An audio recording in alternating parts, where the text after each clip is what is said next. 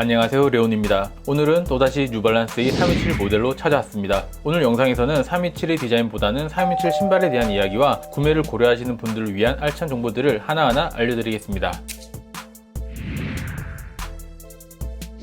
자, 가장 먼저 327이 왜 이렇게 유행이 되었는지를 생각해보면 327 모델의 발매 방식은 뭔가 나이키스럽게 신발을 발매한 것 같습니다. 나이키의 경우는 새로운 모델이나 오랜만에 복각되는 모델들을 항상 콜라보로 스타트를 끊습니다. 먼저 매니아들을 열광하게 만들고 그 에너지를 점점 보급형으로 내리면서 시장의 흐름을 만들고 브랜드의 가치를 높이는 방법을 매뉴얼처럼 진행한다고 보면 되는데, 이번 327 모델도 비슷했습니다. 프랑스 브랜드인 카사블랑카의 협업으로 새로운 라인업을 알립니다. 저도 카사블랑카 브랜드는 이번 협업 소식으로 처음 알게 되었는데, 브랜드는 2018년도에 런칭했지만 브랜드 수장인 샤라프 타제르는 2020 LVMH 프라이즈의 최종 8인에 선정되면서 주목을 받았다고 합니다.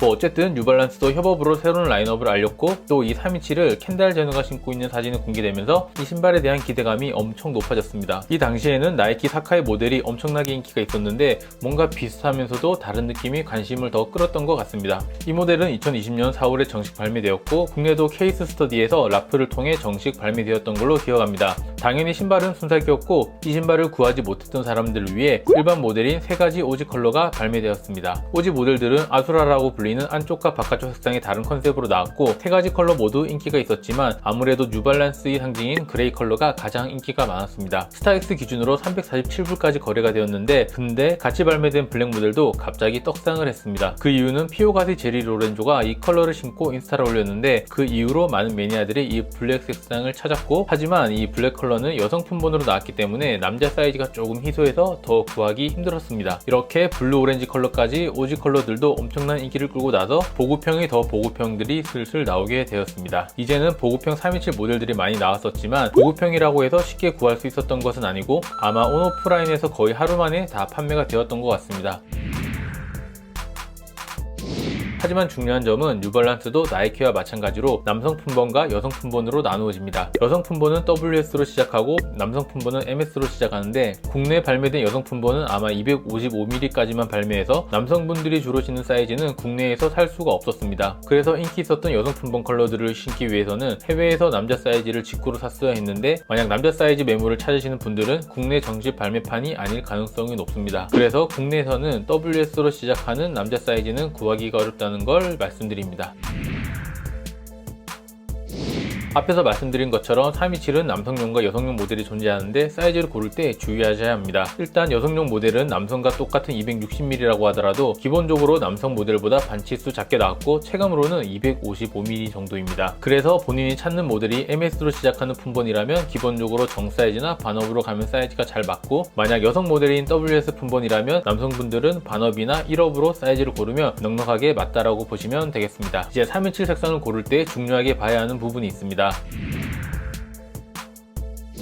얼핏 보면 똑같은 디자인의 색상만 다른 것 같지만, 실제로는 모델에 따라서 사용한 소재가 다 틀리고, 또 실제로 신고 코디할 때 이 작은 디테일들이 크게 느껴질 수도 있습니다. 먼저 신발 전체적으로 쓰이는 스웨이드 소재입니다. 이게 다 똑같은 스웨이드라고 생각하실 수 있지만, 지금 보고 계신 모델은 헤어리 스웨이드라고 해서 일반적인 스웨이드와 다르게 스웨이드 털이 길게 나온 소재입니다. 실제로 보게 되면 좀 강아지 털 같은 복슬복슬한 느낌이 있는데, 가장 대중적인 블랙 컬러나 오렌지 컬러는 스웨이드 기모가 더 짧고 약간 누복 소재처럼 좀 더 탄탄하게 되어 있습니다. 개인적으로는 이렇게 기모가 있는 스웨이드보다는 짧은 느낌의 스웨이드 소재감이 좀 더 퀄리티가 있고 더 좋아 보입니다. 다음으로는 신발 옆면 소재인데요. 이 부분은 제가 보기에는 크게 3가지 종류가 있습니다. 먼저 블랙이나 오렌지, 그레이 모델들은 흔히 나이키 데이브레이크에서 봤던 것처럼 탄탄한 나일론 소재를 쓰고 있다면, 멀티컬러로 나온 색상들은 작은 구멍이 메쉬 소재로 되어 있습니다. 둘 다 천으로 되어 있긴 하지만 저는 개인적으로 메쉬 버전은 좀 봄, 여름에 어울리는 소재감이고, 나일론 타입이 좀 더 견고하고 빈티지한 느낌이 있습니다. 그리고 또 여성 품번으로 나온 모델들은 지금 보시는 것처럼 약간 좀 뭐라 해야 할까, 공단, 원단, 실키한 느낌이 있는 나일론 소재를 쓰는 경우도 있습니다. 아무래도 강택이 조금 있기 때문에 여성스러운 느낌이 날 수 있어서 남성분들이 신기에는 조금 호불호가 있을 수 있습니다. 그리고 또 함정이 하나 있는데, 여성 품번으로 나온 모델들은 여기 신발끈 쪽이 에나멜 소재로 되어 있는 경우도 있습니다. 전체적으로 톤이 비슷하면 상관없긴 한데, 아무래도 에나멜의 반짝거리는 표면도 호불호가 있을 수 있습니다. 그래서 327을 고를 때는 방금 설명드린 내용대로 조금 신중하게 디테일을 보시면